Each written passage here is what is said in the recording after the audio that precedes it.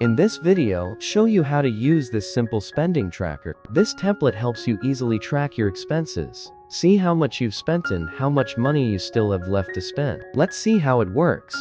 First, enter the month you want to track. You can also customize the expense categories to match your needs. Simply edit the category names and use them from the drop-down list when recording your expenses. Next, enter your monthly income or paycheck and set your savings goal. The template automatically calculates total spent, savings left, and money left to spend.